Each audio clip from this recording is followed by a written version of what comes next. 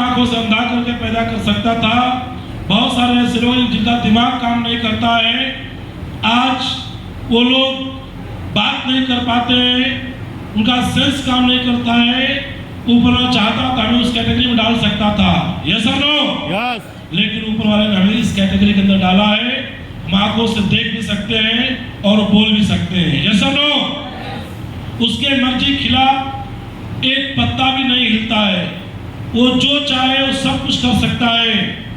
ऐसे उस परम पिता परमेश्वर जिसको जिस रूप में आप मानते हैं, हमेशा उसका आभार व्यक्त करना चाहिए। आज भी हम लोग यहाँ तक चल के आए हैं, उसी का रोल है। बहुत सारे लोग आज रात में सोए होंगे और सुबह उनकी आंखें नहीं खुली होंगी। बहुत सारे लोग आज एक्सीडेंट हुआ होगा। बहुत सारे लोग आज हमेशा हमेशा के लिए दुनिया से चले गए होंगे। लेकिन थैंक्स गॉड उस ऊपर वाले परमपिता परमेश्वर का कि उसने हमें उस कैटेगरी में नहीं डाला। जब हम सुबह जब आंखें खोले, हमारी आंखें खुल रही थी, हमने हाथ उठाया तो हाथ उठ रहा था। जब चलने का प्रयास किए तो हम चल पा रहे थे। हम जैसे रात को सोए थे, सुबह उठे तो हम वैसे ही सही सलामत उठे। इसलिए हमें ऊपर वाले का आभार व्यक्त करना चाहिए कि उसने आज का दिन हमें देखने का मौका दिया है। सौभाग्य आज ऊपर वाला एक सेकंड में चाहे तो चीजों को बदल सकता है, परिस्थितियों को खराब कर सकता है। आज हम यहाँ तक आए हैं, वो घर में किसी को डैमेज कर सकता था। आज बहुत सारे ऐसे लोग हैं जिनके पिताजी सुरक्षित है, स्वस्थ है, माँ स्वस्थ है, बीवी स्वस्थ है, बच्चे स्वस्थ है, सब लोग खुशहाल जिंदगी जी रहे हैं। ये सब ऊपर वाले की देन है। ऊपर वाला चाहता आज किसी परिवार में किसी की हत्या कर देता, किसी को जान से मार देता, किसी का एक्सीडेंट करा देता, तो क्या हम मीटिंग में बैठ पाते, आ पाते? हम लोग नहीं आ पाते। आदमी बोलता है मैं मेरे वजह से काम कर रहा हूँ, मेरी वजह से काम कर रहा हूँ। नहीं साथियों, हमारे जीवन में हम अपने वजह से कुछ भी नहीं कर रहे।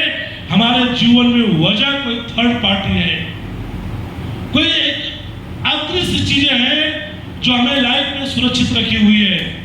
और उस अदृश्य पावर को गॉड के नाम से जानते हैं। तो हमें जीवन में हमेशा उस परम पिता परमेश्वर का आभार व्यक्त करना चाहिए कि आज उसकी निगाहें सही है, इसलिए हम सुरक्षित स्वस्थ घूम रहे हैं। हमेशा उसका आभार व्यक्त करना चाहिए। कर सकते हैं? यस। दूसरा हमें आभार व्यक्त करना है हमारे उस पेरेंट्स का, माँ बाप का, जिन्होंने हमें जन्म देकर पाला पोसा, हमें बड़ा किया, अच्छी परवरिश दी। अभी हमारे संजय जी एक बार फेसबुक के ऊपर एक पोस्ट डाले थे। उस पोस्ट को मैं पढ़ा और मेरे आंखों में आंसू आ गए। संजय जी ने उस पोस्ट में लिखा था कि एक लड़का था, अपने बाप के साथ में रह रहा था। आप लोगों ने उस पोस्ट को पढ़ा होगा। तो उस पोस्ट में इन्होंने बड़े अच्छे से बाकायदे लिखा हुआ था कि जब वो बाप बेटा दोनों साथ रह रहे थे, जिंदगी अच्छी चल रही थी, एक दूसरे बेटे की शादी होती है और शादी होने के बाद वो बेटा 2-4 महीने बाद अपनी पत्नी से मिलता है। उसकी पत्नी बोलती है कि हमारे घर में आपके पिताजी की वजह से क्लेश हो रहे हैं। इस घर में 2 ही लोग रहेंगे, या तो ये आपके पिताजी रहेंगे या मैं रहूंगी। सिचुएशन बिगड़ी। लास्ट में उस लड़के का डिसीजन होता है कि इस घर में उसकी बीवी रहेगी, पिताजी घर से बाहर जाएंगे। और लड़का पिताजी को लेके अनाथ आश्रम की तरफ चल देता है, वृद्धाश्रम की तरफ चल देता है। जब वहाँ जाता है तो अपने पिताजी को वो वृद्धाश्रम में छोड़ के जो वापस आ रहा होता है, तो वृद्धाश्रम का जो मैनेजर है वो उस लड़के के पिताजी से बातें कर रहे होते हैं। बहुत अच्छी बातचीत भी चल रही होती है। लड़का देखता है इस वाकये को। लड़का बोलता है कि पिताजी से बात कर रहे हैं, मैनेजर से देखने से तो नहीं लगता कि पहली बार में बात कर रहे हैं। पहली बार में तो ऐसा कोई घुल-मिल की बात नहीं कर सकता है। वो जानना चाहा और वापस कदम बढ़ाया और जाके मैनेजर से पूछता है कि आप अपने यहाँ पे आए हुए हर नए व्यक्ति के साथ में आप ऐसे ही बात करते हैं, ऐसे ही व्यवहार रखते हैं, या मेरे पिताजी को आप पहले से जानते हैं? अगर आपका हर नए व्यक्ति को आने के बाद अगर आपका व्यवहार ऐसा ही है तो यहाँ सबको आना चाहिए। अगर मेरे पिताजी को आप पहले जानते हैं तो मैं जानना चाहता हूँ कि आपका व्यवहार ऐसा है या आप पिताजी को आप पहले जानते हैं? तो उस मैनेजर ने जवाब दिया, क्या जवाब दिया जानना चाहेंगे आप? उस मैनेजर ने जवाब दिया कि हाँ, मैं आपके पिताजी को पहले से जानता हूँ। तो वो बोलता है कब से जानते हैं? तो बोलता है मैं आपके पिताजी को तब से जानता हूँ जब कोई इस अनाथालय में आपको अनाथ छोड़कर गया था और ये उस अनाथ बच्चे को अपनी औलाद बना के जो इस आश्रम से लेकर गए थे, तो तब से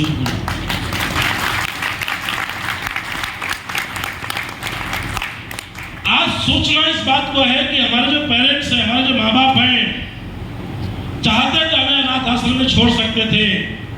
वो चाहते तो हमारी परवरिश ठीक ठाक नहीं करते, हम रोड पे खड़े होकर भीख मांग सकते थे, कहीं किसी मतलब होटल ढाबे जाके मजदूरी कर रहे होते। एक अच्छी परवरिश का ही नतीजा है कि आज हम लोग अपने परिवार में, अपने खानदान में बने हुए हैं और एक अच्छी जिंदगी, इज्जत की जिंदगी जी रहे हैं। इसमें सबसे बड़ा श्रेय किसको जाता है? वो श्रेय हमारे पेरेंट्स, हमारे माँ बाप को जाता है। इसलिए हमेशा उनका आभार व्यक्त करना चाहिए, हमेशा उनका आभार व्यक्त करना चाहिए कि उन्होंने जिंदगी नहीं दी होती तो आज हम पता नहीं कहां से कहां होते। तीसरा, आज हम लोग इस बिजनेस के अंदर है, बिजनेस से बात करते हैं अपने अपलाइन की। लोग बड़े आराम से बोल देते हैं क्या है अपलाइन, कौन है अपलाइन। अपलाइन का रोल अलग अलग है।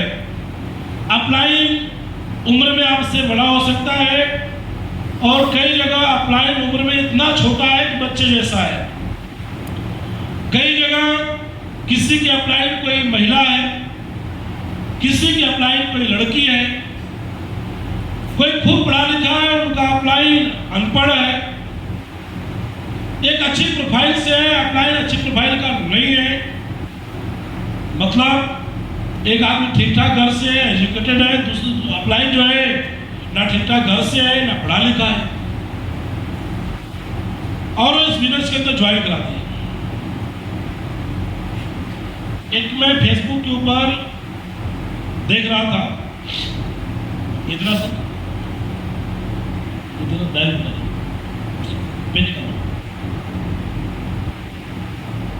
एक ऐसे इमेज बनी हुई थी, बताइए आपको दिखाई दे रहे हैं झोपड़ी टाइप में, हाँ कि ना? लोग एक साइड से घुस रहे थे और एक साइड से निकल रहे थे। तो इस झोपड़ी को दर्शाया गया था, एक कॉलेज इंस्टीट्यूट है, एक यूनिवर्सिटी है, और उसमें अच्छे खासे लोग जो है पढ़ाई करने के जाते हैं, हाँ कि ना? इधर से लोग पढ़ने जाते हैं, इसमें से पढ़ के निकलते हैं, तो उनको एजुकेटेड होना चाहिए और दुनियादारी की समझ होनी चाहिए, ऐसा नो? तो उस इमेज में दिखाया था, इधर से लोग घुस रहे हैं और पढ़ लिख के लोग गधे बन के निकल रहे हैं। इधर जो है उनको, इधर से उनको ठीक ठाक, मतलब इधर से दिलीप चौबे को घुसाया गया। दिलीप चौबे इधर से एंट्री मारता है, 5, 6 साल, 8 साल, 10 साल की एजुकेशन लेने के बाद में जब दिलीप चौबे इससे बाहर निकलता है तो दिलीप चौबे के मुखौटा पे गधे का सिर लगा दिया। मतलब आदमी ठीक ठाक आदमी गया और 10 साल पढ़ने के बाद गधा बन के निकल रहा है। ऐसी पढ़ाई कोई मतलब है? तो उसमें ये दिखाया था, उसके कहने का उस पोस्ट का मतलब ये था, आज जो लोग पढ़े लिखे नहीं है, ज्यादा एवरेज लोग हैं, वो कुछ भी समझाओ समझ में आ जाता है। बताया सहमत है कि हाँ कि ना? यस, यस और नो? और जैसे ही आदमी थोड़ा पढ़ लिख लेता है, उसकी समझदारी जीरो हो जाती है, शून्य हो जाती है, कुछ भी समझाओ समझता नहीं है, हाँ कि ना? तो मैं बात कर रहा था कि हम लोग इस बिजनेस में हैं और एक अपलाइन लेकर आता है।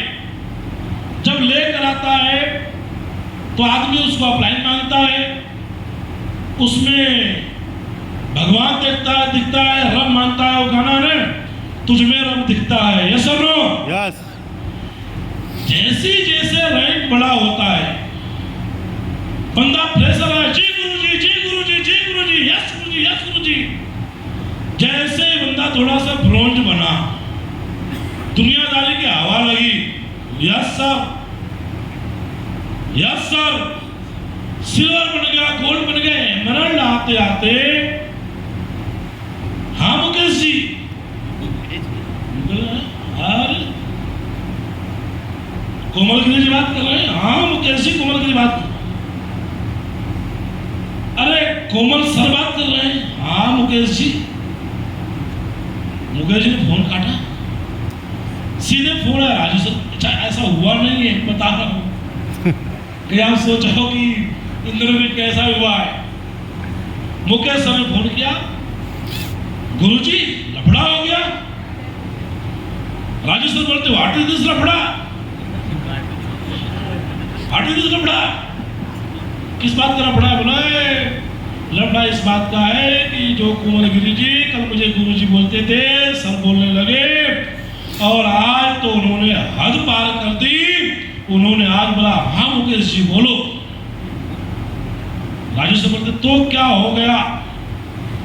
बोलते गुरुजी हुआ कुछ नहीं है, मुझे पक्का पता है कल ये मुझे मुकेश बोलेंगे। और ये टेंशन इस बात की नहीं है कल मुझे मुकेश बोलेंगे, टेंशन इस बात की है कि कल ये आपको महागुरु से गुरुजी, गुरुजी से सरजी, सरजी पे सर पे, और फिर आपको भी ये राजीव कुमार बोलेंगे। डर इस बात का है। अच्छा बजा रहे ढंग से बजा।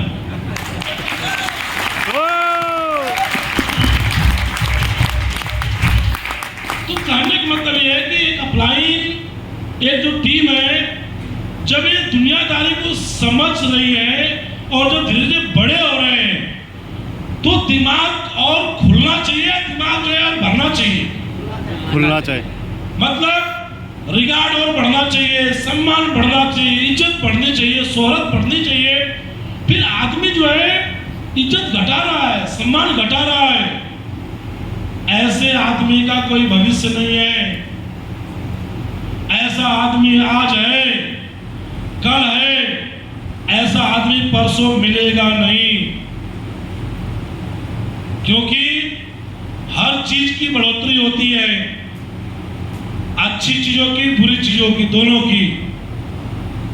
इस बात पे काम करना पड़ेगा कि आपको AWPL मिली है, आज तो ज्ञान आप ले लिए, आप सीख गए, पैसा कमा रहे हैं, लेकिन ईमानदारी से सोच के बताइए वजह कौन है?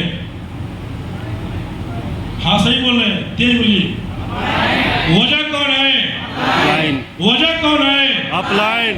अपलाइन वजह है। और वो अपलाइन कौन वजह है? क्यों उसको गुरुजी बोल रहे हैं? क्यों महागुरुजी बोल रहे हैं? ये गुरुजी बोलना, ये महागुरुजी बोलना है क्या मजबूरी है? क्या कोई फाउंडेशन है? क्या यहाँ का कल्चर है? नहीं। हर प्रोफेशन में किसी न किसी कोई न कोई एक उस्ताद होता है, गुरु होता है। यस और नो? उनकी कोई ट्रेनिंग नहीं होती है। मैंने देखा है, आपने देखा होगा, जो चुनाई करते हैं मिस्त्री, उनके साथ जो लेबर होता है, जिस दिन वो लेबराना करते करते मिस्त्री बन जाता है ना, मरते दम तक उस बंदे का रिगार्ड करता है, उस्ताद बोलता है, गुरुजी बोलता है, जिससे उसने लेबराना से मिस्त्राना सीखा हुआ होता है। जिंदगी भर मरते दम तक, हमेशा कितना भी बड़ा हो बन जाए, कुछ भी हो जाए, बोलते हैं गुरु गुरु राजा चेला चिंदिया से कुछ बोलते हैं ना, वो अपने उस्ताद से कितना भी बड़ा बन जाता है, लेकिन उसके उस्ताद कहीं दिखते हैं तो बोलता है उस्ताद मैं आपकी वजह से तो बना।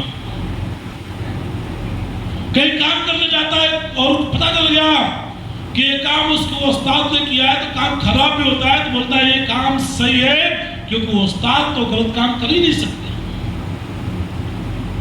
और यहाँ आदमी 4 रैंक अचीव क्या करता है, सबसे पहला उसका टारगेट कोई होता है तो उसका टारगेट अपलाइन होता है। और अपलाइन वो मंदिर का घंटा है जो है उसको बजाएगा। अपलाइन वो है, कोई आए कुछ भी कह के जाए और कुछ ना बोले, अप्लायंस शंकर जी वाला रोल प्ले कर रहा है, पूरा जहर घुट पिए जा रहा, पिए जा रहा, पिए जा रहा, तभी तक घुट पी रहा है जब तक आपका कोई रिप्लेसमेंट नहीं है। जिस दिन आपका रिप्लेसमेंट हुआ, उस दिन ऐसे घुमाएगा और ऐसे लात उठाएगा और दे मारेगा।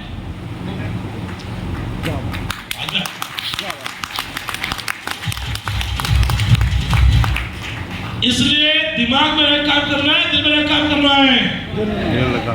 अपलाइन के नजर में वो वैल्यू क्रिएट करना है जब दुनिया पूरी डूब रही हो और किसी एक आदमी, विश्वास पात्र आदमी का नाम आए और पूरी दुनिया को छोड़ के अपलाइन आपका नाम याद करे कि एक टाइगर मेरे पास में है जो मरते दम तक मेरे साथ हर परिस्थिति में खड़ा है।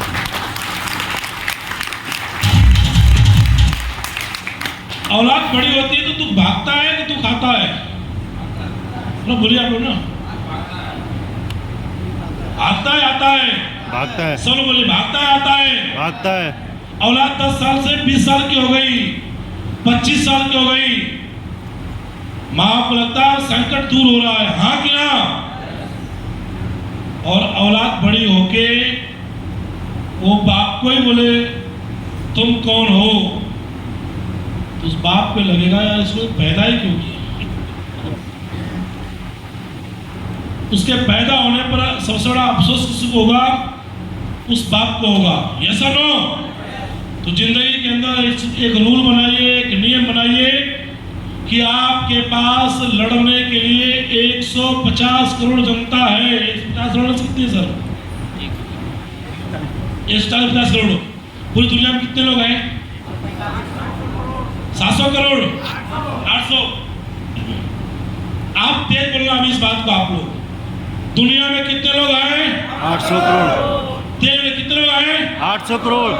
800 करोड़ लोग हैं लड़ने भिड़ने के लिए, गाली देने के लिए, नफरत करने के लिए 800 करोड़ हैं। उन 800 करोड़ में से एक आदमी को माफ करना है जो आपका अपलाइन है। आपको 800 करोड़ में से एक आदमी को माफ करने का मौका मिल रहा है, वो आपका अपलाइन है। क्या उसको माफ करने के लिए आप तैयार है कि नहीं है? यस। जल्दी मान गए हैं, ये तो देख रहे थे। उसने गलती क्या की, उसे माफ करना है। उसने कौन सी गलती की, उसे माफ करना है। यस और नो? उस अपलाइन के सामने जाना है। 800 करोड़ में से किसी एक आदमी के सामने जाके बस ये बोलना है कि सर मुझे माफ कर दो, मुझसे गलतियां हुई हैं और आज से मेरा वादा है मरते दम तक कुछ भी हो जाएगा, शिकायत का मौका आपको नहीं दूंगा। आपकी भी कमजोरी नहीं, आज से आप सर गांठ बांध लो, लिख कर ले लो, आज से मैं आपकी ताकत बन के खड़ा।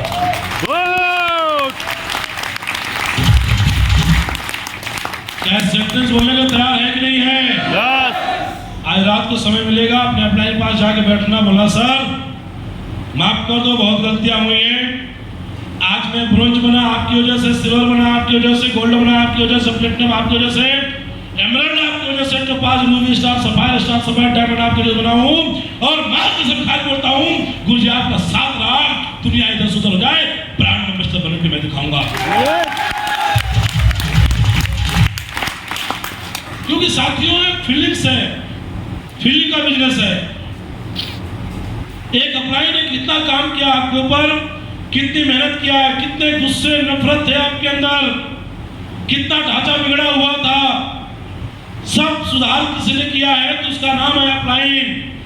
कपड़ा पहनना सिखाया अपलाइन ने, टाई बांधना सिखाया अपलाइन ने, खड़े होकर स्टेज पर बात करना सिखाया अपलाइन ने, पब्लिक के सामने फेस करना सिखाया अपलाइन ने। आज बड़े बड़े कर्जे हो जाएं, झेलने की हिम्मत देने की कला किसी ने सिखाई, उसका नाम अपलाइन है। एक शहर से दूसरे शहर में काम करने को किसी ने प्रेरित किया, उसका नाम अपलाइन है। जब डूब रहे थे, गिर रहे थे, मोटिवेशन डाउन हो रहा था, अगर मोटिवेशन को अप किया, उसका नाम अपलाइन है। और आज की इस ट्रेनिंग से भी बहुत लोग ऐसे हैं जो छोड़ने के कगार पर थे और आज मुट्ठी बांधेंगे, सब मैं ब्रांड एम्बेसडर बनूंगा। अगर इस पल तक किसी ने आपको लेकर आया, उसका नाम अपलाइन है। आज मैं जो कुछ भी हूँ अपने अपलाइन की वजह से हूँ, जो कुछ बनूंगा अपने अपलाइन की वजह से बनूंगा। इसलिए जीवन के अंदर एक ऐसा मित्र बना के रखो जो आपका हमेशा साथ दे। और साथियों, अपलाइन का रोल इतना बड़ा रोल है, आज आपके बारे में कोई नहीं सोचता है।